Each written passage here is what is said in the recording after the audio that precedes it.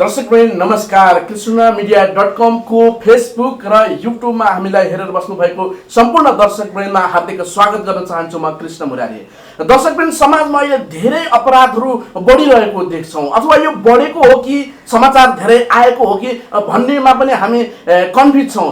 यो विषयमा आज हामी तपाईलाई प्रस्तुत गर्दैछौँ कार्यक्रममा कि महानगरीय अपराध महाशाखाका प्रवक्ता हुनुहुन्छ हामीसँग, प्रहरी उपरीक्षक ईश्वर कार्कीज्यू।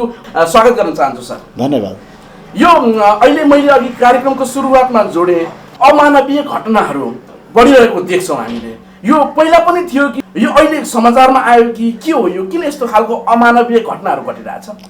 समाजमा धेरै किसिमका घटनाहरू घटिरहन्छन्, त्यो आपराधिक घटनाहरू घटिरहन्छन्। त्यो आपराधिक घटनाहरू चाहिँ कुनै अब सामान्य किसिमका हुन्छन्, कुनै धेरै अमानवीय किसिमका हुन्छन्।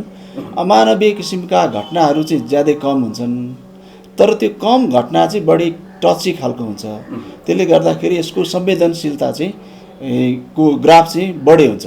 त्यो कारणले समाजमा चाहिँ अब एउटा चाहिँ अमानवीय कुनै त्यस्तो घटना घट्यो भने पनि अनि धेरै भयो भन्ने खालको, धेरै घटना घट्यो भन्ने खालको चाहिँ एक किसिमको मनोविज्ञान रहन्छ।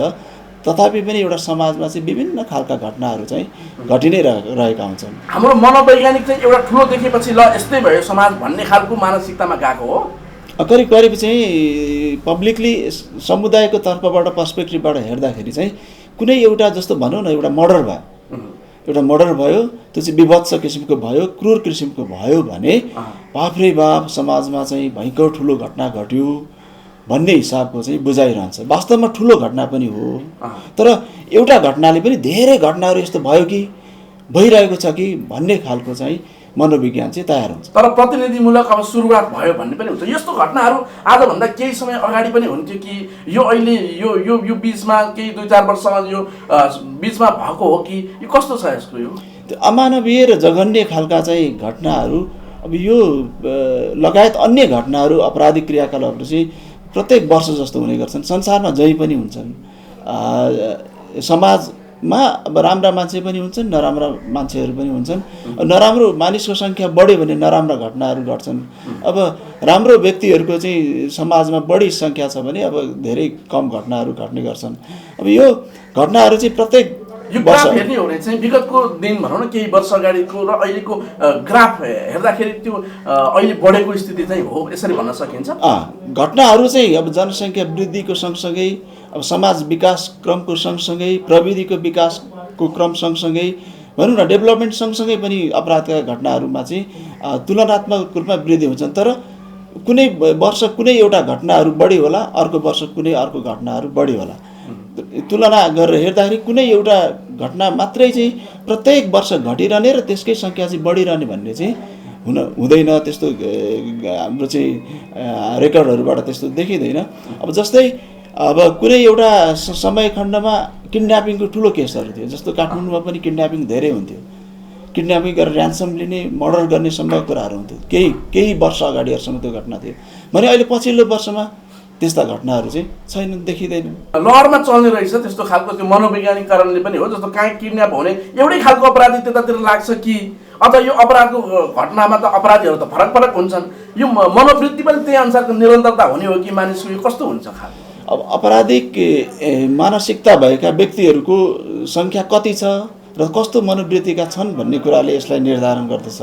कोही चाहिँ एकदम सङ्गठित खालको अपराध गर्ने खालका हुन्छन्, कोही चाहिँ अब भनौँ न हात हतियार बिक्री गर्ने होलान्, कोही चाहिँ अब चेलीबेटी बेचबिखन गर्ने होलान्, कोही चाहिँ ठगी गर्ने होलान्, कोही चाहिँ अब कसैलाई चाहिँ नियोजित रूपमा मार्ने सोचेर एउटा योजना बनाएर पनि अगाडि बढेका होलान्, कसैले प्रविधिको प्रयोग गरेर विभिन्न ठगी गर्लान्, कसैले रेप गर्लान्।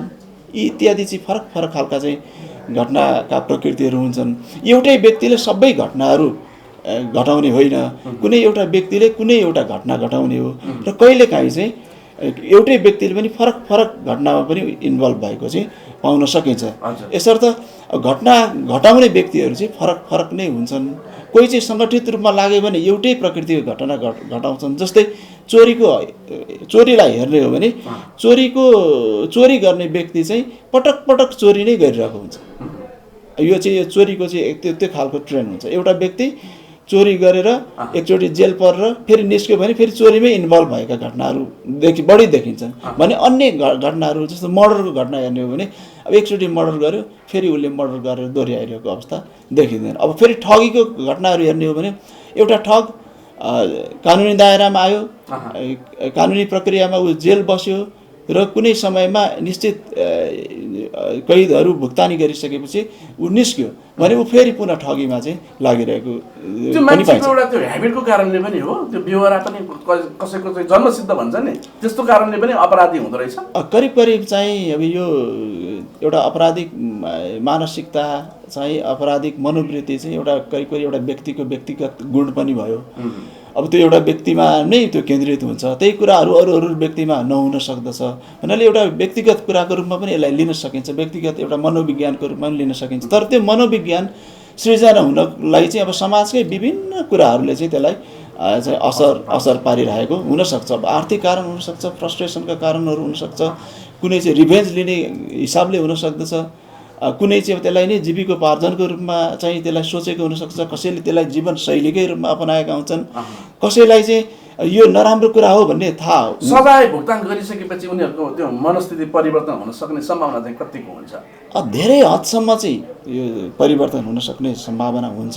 एउटा व्यक्ति चाहिँ कुनै अपराध गरेर निश्चित चाहिँ जेल भुक्तान गरिरहँदा त्यहाँ पनि ट्रान्सफर्मेसनको कामहरू हुन्छन्। कारागारमा पनि एउटा व्यक्तिलाई विभिन्न सिपहरू सिकाउने, त्यो सिपमा नै उसलाई चाहिँ हेबिचुअल बनाउने र ऊ चाहिँ पछाडि समाजमा फर्किँदाखेरि त्यो अघिल्लो गरेको अपराध उसले नगरोस् र एउटा निश्चित पेसामा आबद्ध भएर आफ्नो जीविका चलाओस् भन्ने मनसायले यहाँले सुन्नु नै भएको छ। विभिन्न कारागारहरूमा चाहिँ सिपमूलक कार्यक्रमहरू सञ्चालन गरिन्छ, त्यहाँ योगाका कुराहरू सिकाइन्छ, अनुशासनका कुराहरू सिकाइन्छ। उसलाई ट्रान्सफर्मेसनको लागि चाहिँ उसलाई तयार गर्ने काम राज्यले गरि नै राखेको हुन्छ। तर कति हुन्छन् भन्ने कुराहरूलाई हेर्दाखेरि चाहिँ अब केही घटनाहरू चाहिँ दोहोरिएको कारणले गर्दाखेरि त्यसको असर चाहिँ 100% चाहिँ असर नभएको हो कि भन्ने कुराहरू पनि आउँछन्। तर धेरै हदसम्म चाहिँ मान्छेहरू परिवर्तन भएको। हजुर, जस्तो सर अहिले काठमाडौँको महानगरीय अपराध महाशाखा काठमाडौँमा हुनुहुन्छ, यो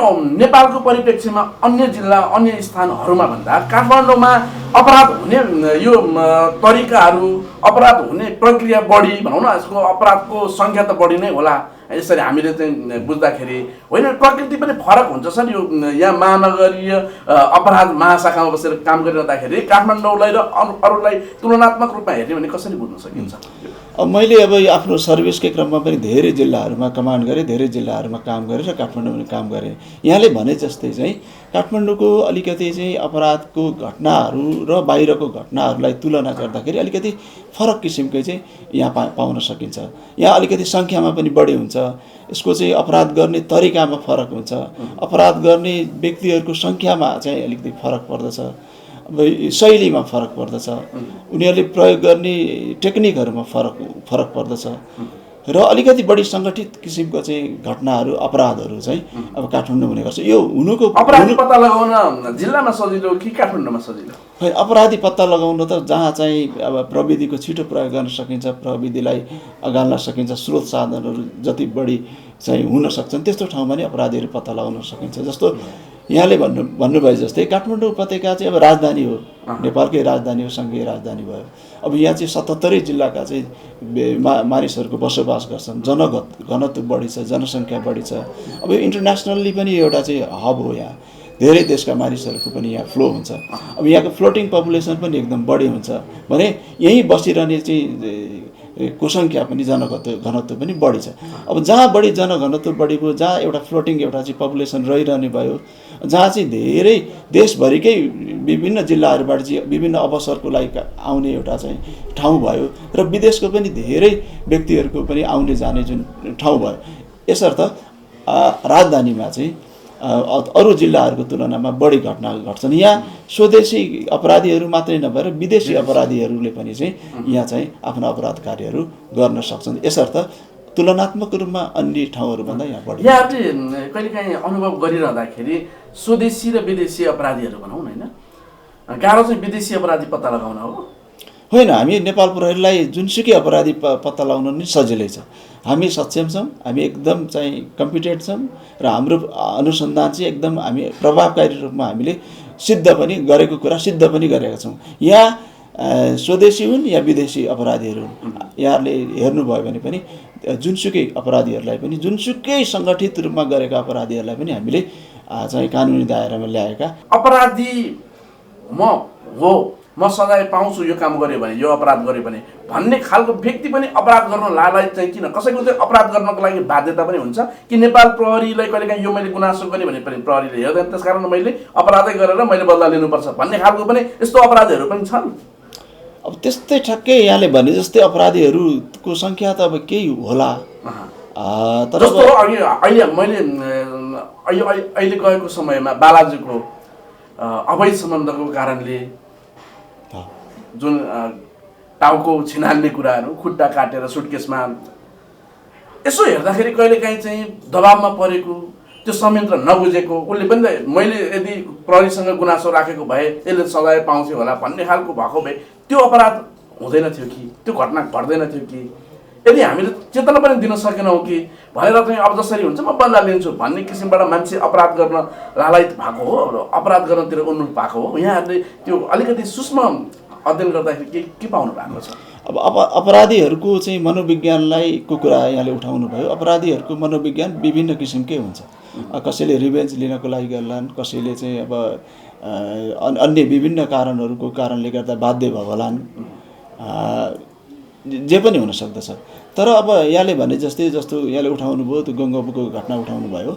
गङ्गबुको घटनामा अब यो एउटा महिलाले एकदम क्रूर र एकदम विभत्स तरिकाले चाहिँ अध्ययन गर्दाखेरि घटनाको परिस्थिति हेर्दाखेरि त एउटा पुरुषले दुःख दिएको हो कि महिलालाई, त्यो पनि कारण हुन सक्छ। त्यसो भने अब त्यो सूक्ष्म तरिकाबाट गर्दाखेरि सरले जोड्न खोज्नु भएको कुरा।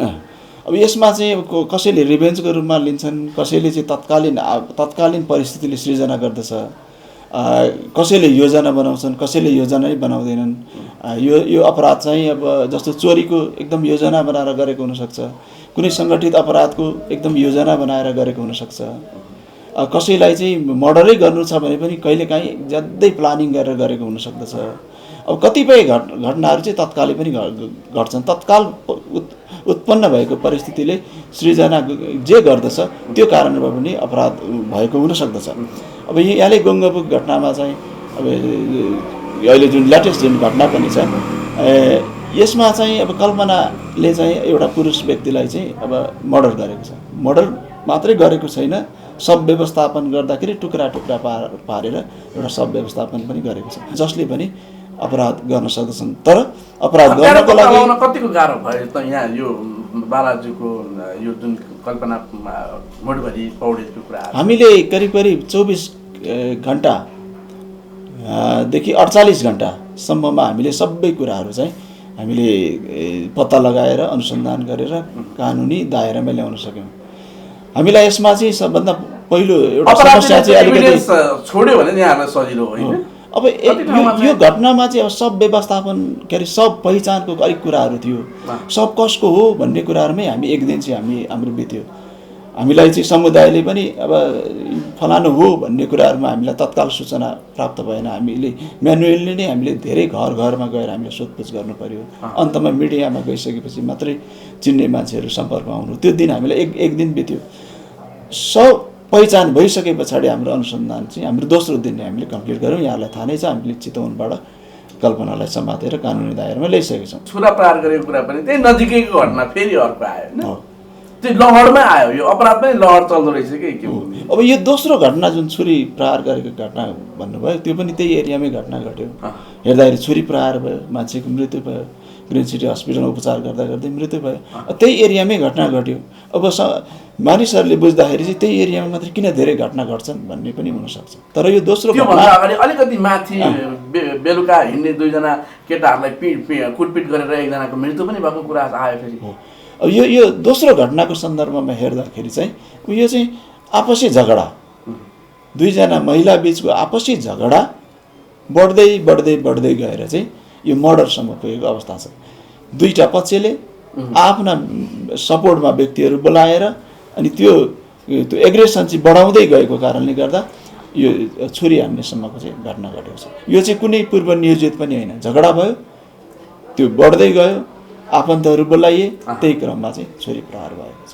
जस्तो त्यसलाई पनि हामीले चाहिँ 24 घण्टा नबित्दै चाहिँ मुख्य अभियुक्तलाई समातेर पक्राउ गरेर कानुनी दायरामा ल्याइसकेका छौँ। यसरी नेपाल प्रहरीले चाहिँ आफ्नो अनुसन्धानलाई चाहिँ एकदम तीव्र गतिमा बढाउँछ, तीव्र रूपमा चाहिँ गर्दछ, प्रभावकारी रूपमा गर्दछ भन्ने कुरा चाहिँ नेपाल प्रहरीले सिद्ध गरेको छ। यहाँले अघि नै भन्नुभएको थियो, अब धेरै वर्षपछि पनि अनुसन्धान भएको घटनाहरू त्यो एकदम सकारात्मक पक्ष धेरै पछि भए पनि अपराधीले सजाय पाउँछ भन्ने खालको कुरा चाहिँ प्रुभ भयो, प्रमाणित भयो। अब यो सँगसँगै मैले अलिकति जोड्न खोजेको अपराधी चाहिँ जो राजनीतिक पहुँच छैन, जोसँग धेरै पहुँच छैन, चाहे त्यो आर्थिक पहुँच होस्, चाहे त्यो राजनीतिक पहुँच होस्, जेसुकै पहुँच, नेपालमा चाहिँ पहुँच नभएकाहरूले चाहिँ कारबाहीमा पर्छन्, अपराधी घोषित हुन्छन् भन्ने खालको पनि गुनासो छ नि।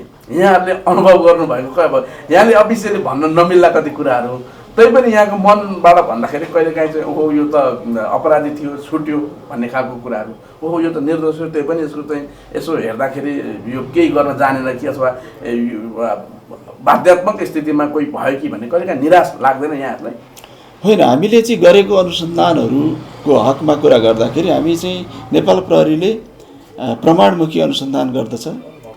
नेपाल प्रहरीले विभिन्न स्रोत साधन प्रविधिको प्रयोग गरेर पनि अनुसन्धान गर्दछ र अनुसन्धान गरेर दोषी व्यक्तिलाई चाहिँ तत्कालै या वर्षौँ फलोअप गरेर पनि कानुनी दायरामा ल्याएर देखाएको छ, सिद्ध गरेको छ।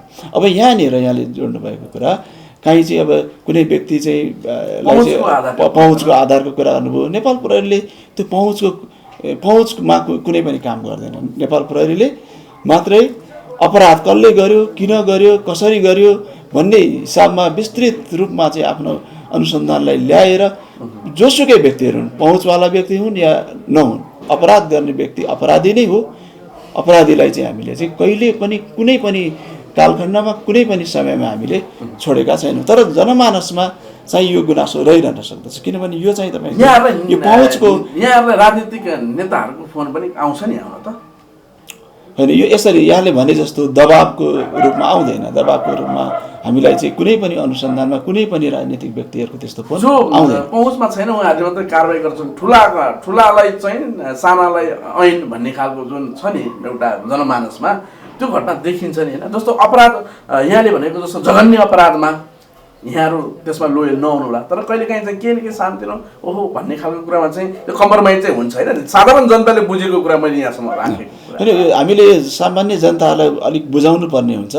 हामीले विभिन्न कार्यक्रम अन्तर्गत हामी जनसमुदायमा पुगिरहेका छौँ र हाम्रा कुराहरू राखिरहेका छौँ। यो अलिकति ग्यापको कारणले त्यस्तो बुझाइ हुन सक्दछ र अर्को कुरा चाहिँ त्यसरी नै बुझाइएको कारणले पनि विभिन्न व्यक्तिहरूले चाहिँ यसरी नै यस्तो हुन्छ है भन्ने हिसाबमा बोलेको आधारमा धारणा बनाएको हुनसक्छ। तर नेपाल प्रहरीले चाहिँ अहिलेसम्म र पछि पनि कसैको पहुँचको आधारमा कसैको दबावको आधारमा कुनै पनि अपराधीलाई उन्मुक्ति दिएको छैन। यहाँलाई म उदाहरण दिउँ, हामीले यही कोभिड-19को चाहिँ प्रकोप बढिरहँदाखेरि अवैतनिक राजदूतले जुन थर्मल गनमा कालो बजारी गर्नुभयो उहाँलाई पनि छोडेन।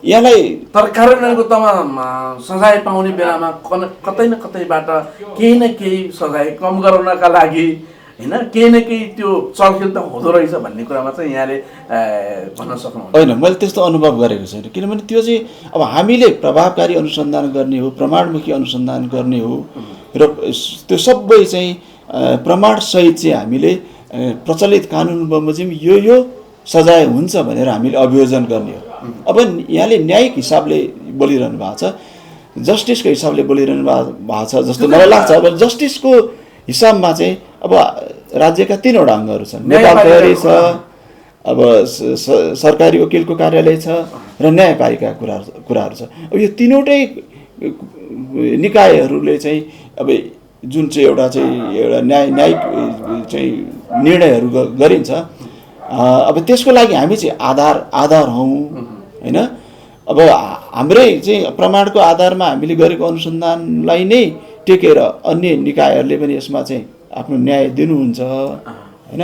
अब यो पार्टमा चाहिँ नेपाल प्रहरीले गरेको कुनै नेपाल प्रहरी आफ्नो काममा तलमाथि गर्दैन, तैपनि हामी 50%मा छौँ। तर यहाँहरू त्यो 50% नै 100% गराउनको लागि त्यो रोल खेल्नु हुन्छ नि। जस्तो यहाँहरूले पुरै इभिडेन्स तयार गर्नुभयो भने त न्यायपालिकाले छोड्न त मिल्दैन, पहुँचको आधारमा पनि छोड्न मिल्दैन होला। त्यो कारणले गर्दाखेरि नेपाल प्रहरी चाहिँ एउटा सक्षम बनेर न्याय दिनकै लागि दोषीमाथि कारवाही गर्नको लागि त अगाडि बढ्न सक्छ नि। तर यो कहिलेकाहीँ फेरि इभिडेन्स पनि तलमाथि हुने कुराहरू राजनीतिक आधारमा हुन्छ कि अथवा होइन, हामी तयार भएर सबै यसले यति सजाय पाउनुपर्छ हामी कन्फर्म हुन्छौँ, तर कहिलेकाहीँ न्यायपालिकाले गर्दाखेरि यो 50%मा मात्रै हुन आयो है भन्ने खालको त्यस्तो मनमा लाग्छ होला त्यसो भने कहिलेकाहीँ। होइन, लाग्दैन, किनभने 50%मा चाहिँ म स्योर छु, 50%मा छैन भन्ने होइन। त्यो त अब मेरो विचारमा न्यायपालिकाले पनि आफ्नो चाहिँ न्याय प्रदान गर्दाखेरि हाम्रै चाहिँ प्रमाणलाई लिएर कानुनी बेस बनाएरै गरेको हुन्छ। यो समाजमा चाहिँ अब अलिकति बुझाइको फरक हुन सक्छ। नेपालमा किन यो कानुनी न्यायपालिका जस्तो प्रहरी प्रशासनसँग नागरिकको अपनत्व छैन? यहाँहरू बेला बेलामा प्रहरी मेरो साथी समुदाय प्रहरी भन्ने पनि अहिले गएको यो लास्ट टाइम आएको थियो कुरा होइन। यति गर्दा गर्दै पनि किन प्रहरी माथि एउटा नागरिकको विश्वास कम छ? यहाँहरूले पनि भोग्नु भयो होला नि।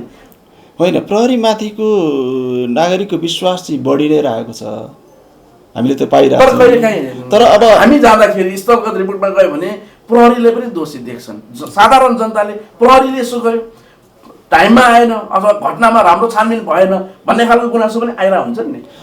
गुनासाहरू त हुन सक्छन्, किनभने त्यो चाहिँ अब प्रहरीको व्यवहारलाई लिएर गर्दा, अब काम कारबाहीलाई लिएर गर्दाखेरि उहाँहरूले कुनै आग्रह पूर्वाग्रह सोच्नुभयो भने त्यो रहन सक्दछ।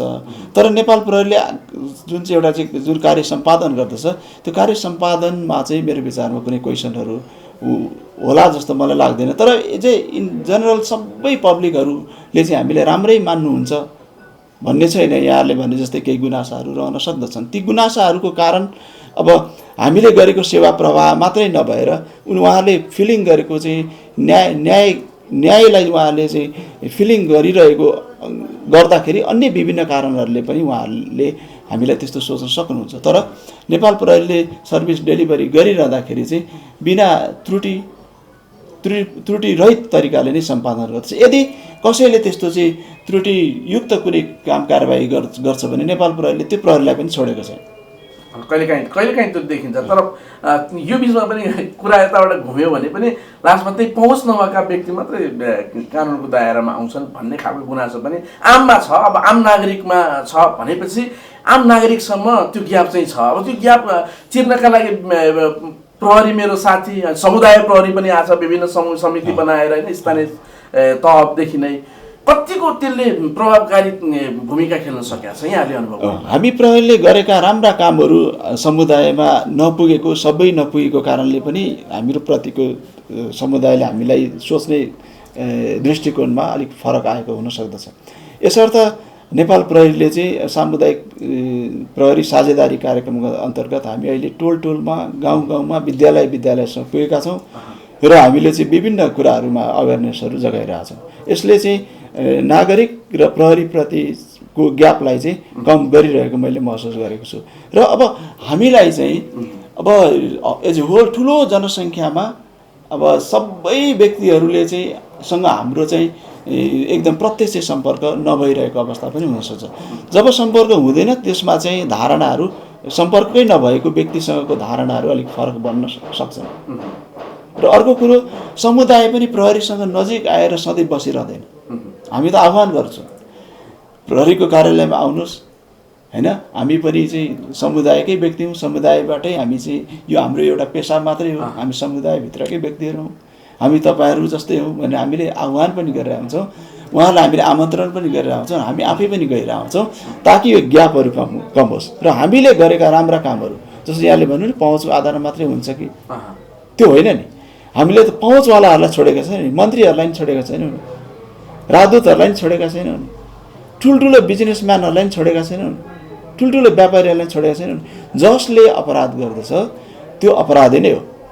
अपराधी चाहिँ कुनै व्यक्तिको पनि हुँदैन, कुनै व्यक्तिको पनि हुँदैन, कुनै सङ्गठनको पनि हुँदैन, कुनै राजनीतिक उसको पनि हुँदैन। अपराध अपराधी नै हो, त्यही हिसाबमा ठुल्ठुलो व्यक्तिहरू यदि अपराधी जस्तो देखियो भने यो राजनीतिकरण गरियो, राजनीतिक कारण होला भन्न समेत सोच्न भ्याउने स्थिति छ भनेपछि केही न केही त्यो राजनीतिक कुराको कारणले गर्दाखेरि पनि नेपाल प्रहरीलाई कहिलेकाहीँ अप्ठ्यारो भएको हुनसक्छ होइन त्यसो भने? होइन, अब यो एउटा सामाजिक एउटा बहसका कुराहरू हो नि होइन। तर त्यसो भने यहाँको तर्फबाट त्यो बुझाउन सक्ने हुन्छ नि एउटा नागरिकलाई के भनेर यो अपनत्व नेपाल प्रहरीप्रति अपनत्व जगाउनको लागि प्रहरीको तर्फबाट के भन्ने त? त्यसो भने के गर्ने त? समुदायमा हाम्रो प्रहरी प्रशासनले के गर्नुपर्छ होला त? त्यसको लागि पनि त यहाँहरूले खाका तयार गर्नुभयो होला नि त, योजनाहरू होला नि त होइन? यसको लागि चाहिँ के गर्नुपर्छ? जघन्य अपराधको विषयमा चाहिँ यो प्रहरी समुदाय साझेदारी कार्यक्रमले कतिको भूमिका खेल्दो रहेछ? यसमा चाहिँ यो प्रहरी समुदाय साझेदारी कार्यक्रमले चाहिँ अहिले हाम्रो ग्यापहरू कम गरिरहेछ। प्रत्येक समुदायमा हामी पुगेका छौँ, प्रत्येक विद्यालयमा टोलमा गाउँमा हामी पुगेका छौँ र हामीले इन्ट्रेक्सन गरिरहेछौँ। विभिन्न विषयहरूमा चाहिँ हामीले चाहिँ अवेरनेस जगाइरहेछौँ। साइबरको सम्बन्धमा, अपराधको बारेमा, विभिन्न ठगीका घटनाहरूको बारेमा, कसरी प्रहरीलाई सूचना दिने भन्ने सन्दर्भमा, यो यौन दुर्व्यवहारहरूबाट कसरी बच्ने भन्ने सम्बन्धमा इत्यादि विभिन्न विषयहरूमा चाहिँ हामीले चाहिँ एउटा चाहिँ नागरिक र प्रहरीप्रति एउटा ग्याप कम गर्दै एउटा चाहिँ सम्बन्ध विस्तार गर्ने र जनताहरूमा भइरहेको, समुदायमा भइरहेको प्रहरीप्रतिको नकारात्मक धारणालाई कम गर्ने मनसायले पनि हामी एउटा समुदायमा हामी गइरहेछौँ। विभिन्न वेबाट विभिन्न तरिकाहरू अपनाएर हामी गइरहेछौँ र समुदायले पनि हामीलाई बुझिरहेछ। समुदायले पनि हामीलाई पर्याप्त रूपमा चाहिँ इन्फर्मेसन दिइरहेछ। किनभने एउटा चाहिँ अपराधरहित समाजको सृजना गर्ने दायित्व नेपाल प्रहरीको भए तापनि त्यसको आधार भनेको त के हो त? समुदाय नै हो। किनभने एउटा समुदायमै हामी भन्छौँ। तर कहिलेकाहीँ यस्तो हुन्छ नि, मैले सरसँग गुनासो राख्नै पर्छ। कसैले मैले उजुरी गरिदिएँ अथवा त्यहाँ अपराध भइरहेछ मैले भनिदिएँ भने म पनि त्यो पटक त्यसमा चाहिँ त्यो बयान दिनका लागि के गरेर मुसिन्छु। त्यसकारण नदेखे गरेर हिँड्ने खालको परम्परा पनि नेपाली समाजमा छ। सरले अनुभव पनि गर्नुभयो होला। यदि भन्यो भने पनि कहिलेकाहीँ चाहिँ कसै त्यहाँ घटना भइरहेछ मैले भनिदिएँ भने भोलि मेरो सुरक्षा कसले हेर्छ? सुरक्षाको के हुने? प्रत्याभूति कसले गराउने?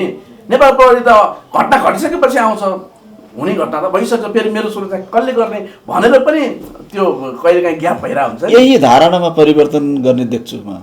यही बिन्दुमा नै यही धारणा जुन चाहिँ समुदाय छ यसमै धारणामा परिवर्तन गर्नु जरुरी छ।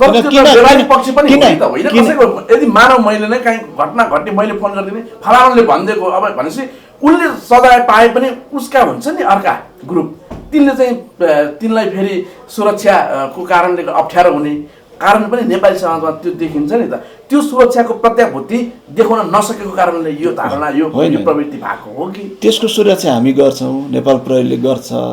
र अर्को कुरा चाहिँ सूचनादातालाई हामीले सार्वजनिक गर्दैनौँ। सूचना फलानुले दियो भन्ने हिसाबमा चाहिँ हामी भन्दैनौँ, सार्वजनिक गर्दैनौँ र त्यो गोप्य रहन्छ। र यो यहीँनिर धारणा चाहिँ के परिवर्तन गर्नु जरुरी छ भन्दाखेरि समाजलाई राम्रो बनाउने, समाजलाई सकारात्मक दिशामा अगाडि बढाउने, समाजमा चाहिँ अपराध कम होस् भन्ने, समाजमा अपराध घट्दै नघटोस्, जिरो होस् भन्ने चाहिँ एउटा धारणा एउटा समुदायमा हुनै पर्दछ। यदि त्यो धारणा भयो भने यो अपराधको विरुद्धमा काम गरिरहेको प्रहरीलाई सूचना दिन हिचकिचाउनु पर्दैन। र यदि सूचना दिएर चाहिँ अब के हुन्छ अथवा सूचना म दिन्न भन्ने हो भने त्यो समाजमै चाहिँ के हुन्छ त?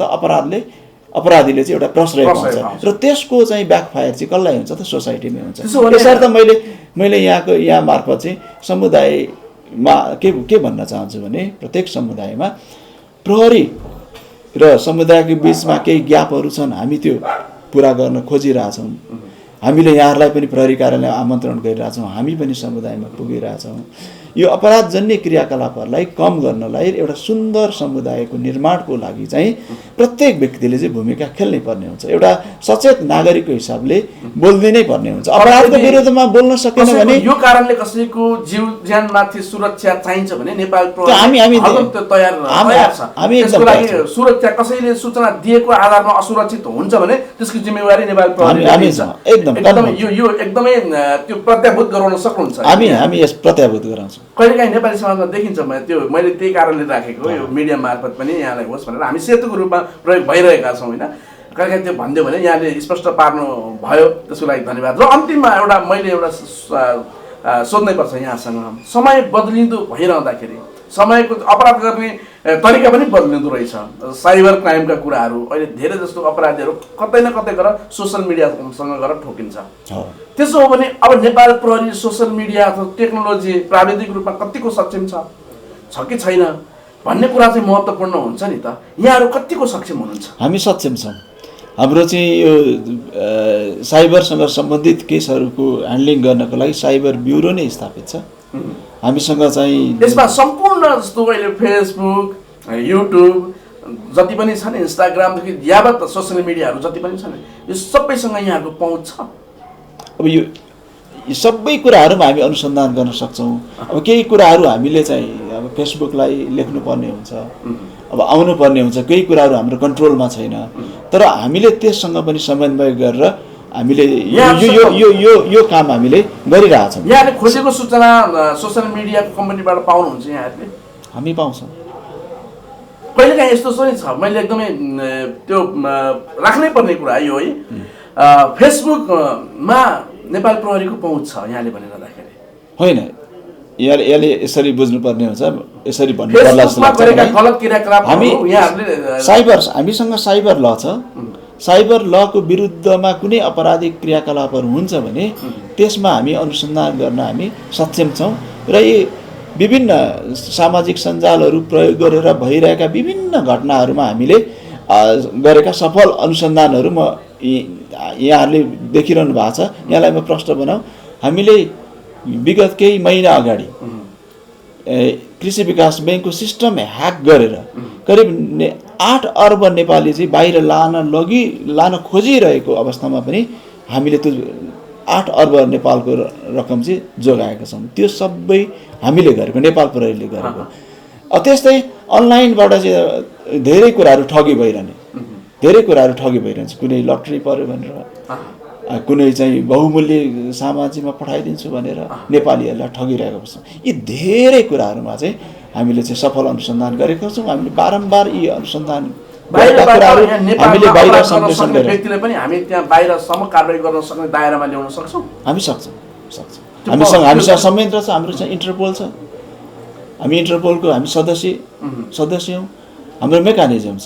हामी विभिन्न अन्तर्देशीय विभिन्न अपराधहरूको सम्बन्धमा पनि हामी सफल अनुसन्धान गर्छौँ, गरेर हामीले देखाइरहेछौँ। नागरिकहरूलाई यहाँहरूले सोसियल मिडियामा जहीँसुकै जेसुकै यदि नराम्रो घटना भयो अथवा कसैले केही नराम्रो गर्न खोज्यो भने पनि नेपाल प्रहरी कारबाही गर्न, ती व्यक्तिहरू, ती संस्था जो हुन्छ कारबाही गर्न सक्छौँ। र एउटा कुरा यसमा के भन्नुपर्छ भने यो मिडियाहरू, सोसल चाहिँ यो सञ्जाल, सामाजिक जुन सञ्जालको प्रयोग गर्दाखेरि चाहिँ पर्याप्त ध्यान दिनुपर्ने चाहिँ देखिन्छ।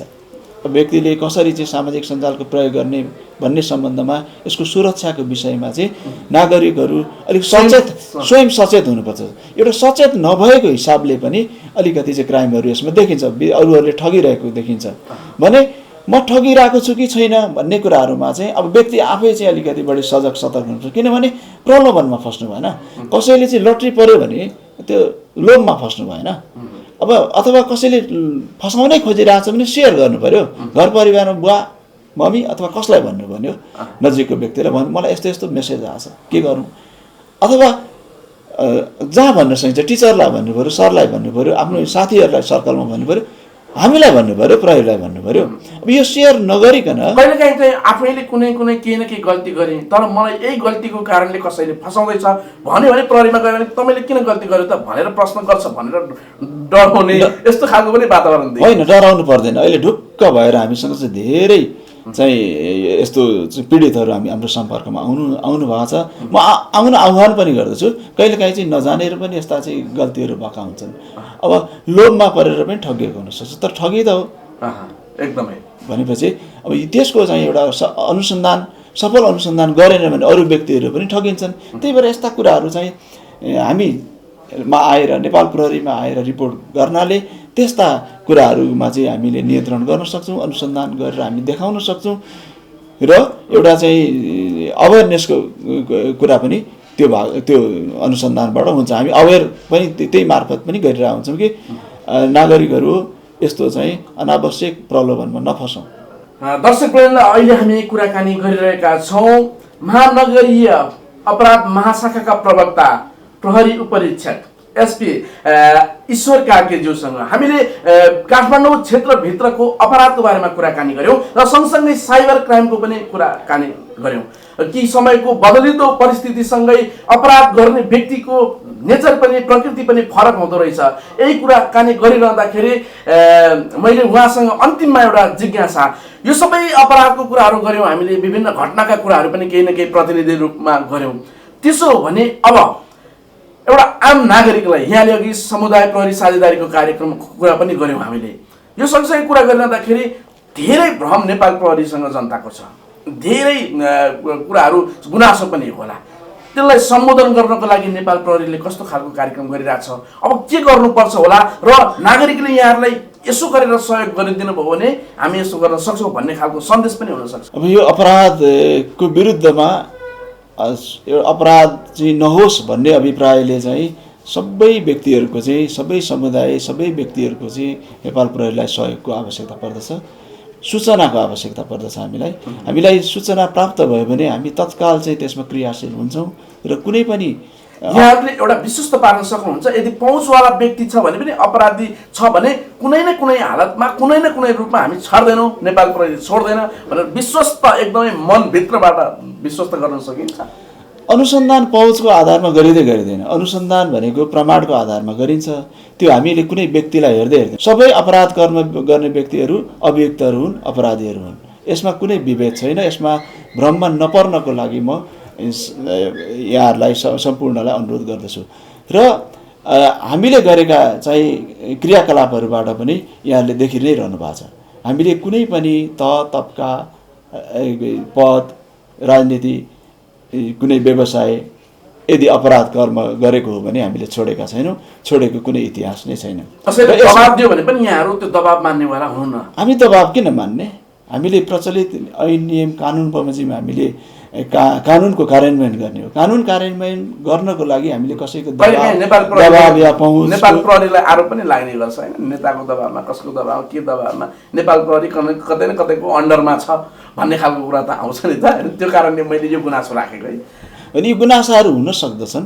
यी गुनासाहरू चाहिँ अब छँदै छैनन् भन्न पनि मैले खोजेको होइन। तर नेपाल प्रहरीले चाहिँ कुनै पहुँचको या कसैको चाहिँ मोलाहिजामा अनुसन्धानका कार्यहरू गर्दैन। नेपाल प्रहरीले प्रचलित ऐन नियम कानुनको अधीनमा रहेर चाहिँ अनुसन्धान कार्य गर्दछ र अभियोजनको कार्य गर्दछ। यसमा अनुसन्धानमा पहुँचका कुराहरू हुँदैनन्, दबावका कुराहरू हुँदैनन्। यसमा भ्रममा नपर्नको लागि म अनुरोध पनि गर्दछु र यस्ता टिका टिप्पणीहरू भइरहेको परिप्रेक्ष्यमा म सम्पूर्ण श्रोता वर्गहरूमा, दर्शक वर्गहरूमा अब के भन्न चाहन्छु भने नेपाल प्रहरी धेरै परिवर्तन भइसकेको छ। नेपाल प्रहरी एउटा चाहिँ निकै लामो समय पार गर्दै गर्दै यो अवस्थामा आइपुगेको छ। हामीले सङ्गठनमा भएका विकृति विसङ्गतिहरू हटाइसकेका छौँ।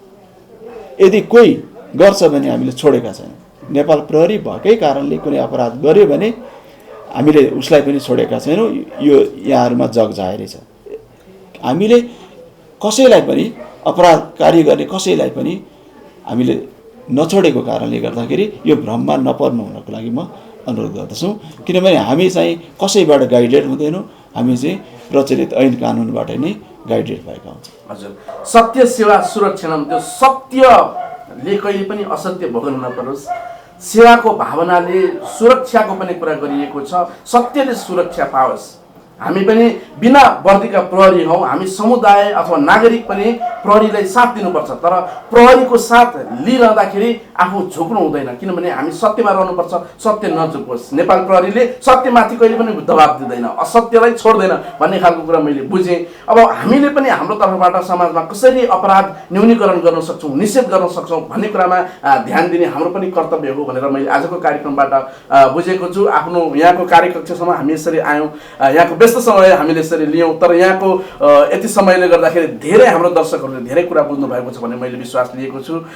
एकदमै धन्यवाद र आभार प्रकट गर्न चाहन्छु सर। धन्यवाद। नेपाल प्रहरीको तर्फबाट यसले गरिरहेको क्रियाकलापहरू, केही भ्रमका कुराहरू र हामीले गरेका कार्य सम्पादनका कुराहरू राख्ने मौका दिनुभयो र पुनः जाँदा जाँदै चाहिँ म सम्पूर्ण श्रोता दर्शक वृन्दहरूमा यो शान्ति सुरक्षाको विषय र समाजलाई एउटा गतिशील, एउटा सकारात्मक समाज बनाउने जुन चाहिँ विषयमा सबैको भूमिका हुन्छ, सबै नागरिकहरूको भूमिका हुन्छ, नेपाल प्रहरीको पनि भूमिका हुन्छ।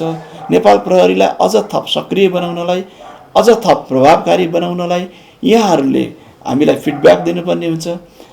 कुनै अपराध भइरहेको छ भन्ने या हुन लागेको छ भने या हुनेवाला छ भने हामीलाई सूचना दिनुपर्ने हुन्छ। किनभने अपराधी पनि समुदायमै बस्छ, अपराधी कुनै एउटा छुट्टै ठाउँमा बस्दैन। कुनै अपराध कर्म गरेर लुकीछिपी बस्ने भनेको पनि तपाईँ हाम्रै समुदायमा। यसर्थ हामीले समुदायमा चाहिँ अब यो अपराध गरेको व्यक्ति हो है, यो अपराधलाई चाहिँ लुकाउनु हुँदैन है, यसलाई उजागर गर्नुपर्छ है, यो नेपाल प्रहरी छ, नेपाल प्रहरीलाई खबर गर्नुपर्छ है भन्ने एउटा चाहिँ बुझाइ चाहिँ को विकास गर्नुपर्छ। त्यो बुझाइको विकास भयो भने अपराधी समाजमा फर्केर जान सक्दैन। त्यसले प्रचलित कानुन बमोजिम सजाय पाउँछ। त्यो सजाय पायो भने त्यस्ता मनोवृत्तिहरू चाहिँ, त्यस्ता घटनाहरू चाहिँ समाजमा घट्न पाउँदैन र एउटा समाज चाहिँ सुसंस्कृत समाज बन्दछ, सभ्य समाज बन्दछ र अपराध रहित समाज बन्दछ। यसर्थ म अपराध रहित समाज बनाउनको लागि यहाँहरूको भूमिकाको पनि म अपेक्षा गर्दछु र बढी चाहिँ सूचना प्रदान गरेर, हामीलाई चाहिँ सूचना दिएर, निर्धक्क साथ सूचना दिएर, कुनै भ्रम बिना मलाई चाहिँ यो सूचना दिए बापत केही हुन्छ कि भन्ने चाहिँ भ्रम नराखिकन, म प्रहरीमा मुसिन्छु कि यो केसमा मुसिन्छु कि भन्ने कुराहरूमा कुनै भ्रम नराखिकन, प्रहरी मेरो साथी हो भन्ने दिमागमा राखेर चाहिँ सूचना दिनुहोस्। हामी तपाईँको समुदाय चाहिँ सुरक्षित, शान्त र अपराध रहित बनाउने काममा हामी अगाडि बढ्छौँ। यहाँले भने जस्तै होस् कि नेपाल प्रहरीले धेरै राम्रो काम गरिरहेको छ, तर अझ धेरै राम्रो काम गर्न सकोस्, जनताको तर्फबाट गुनासो थोरै मात्रै आओस्, त्यो पनि नआओस् भन्न चाहन्छौँ। यसरी कुरा गरिरहँदाखेरि हामीले पनि हाम्रो कर्तव्य पुरा गऱ्यौँ कि गरेनौँ भन्ने कुरामा ध्यान दिन जरुरी छ। दर्शकले पनि आजको कार्यक्रमबाट मैले यो बुझेको छु, तपाईँले पनि धेरै कुरा बुझ्न सक्नुभयो भनेर मैले विश्वास लिएको छु। हाम्रो कार्यक्रम कस्तो लाग्छ प्रतिक्रिया दिन नभुल्नुहोला। प्रतिक्रियाको लागि तपाईँले हामीलाई कमेन्टमा पनि लेख्न सक्नुहुनेछ र हामीलाई फोन गर्न सक्नुहुनेछ, इमेल गर्न सक्नुहुनेछ र कृष्णा मिडियाको फेसबुक पेज तपाईँले लाइक गर्नुहोला, युट्युब च्यानल सब्सक्राइब गर्नुहोला भने हाम्रो krishnamedia.com खोलेर पढ्नुहोला भन्न चाहन्छु। आजको कार्यक्रमबाट म लगायत हाम्रो सम्पूर्ण प्राविधिक मित्रहरूलाई बिदा दिनुहोस्। हस्त नमस्ते। नमस्ते।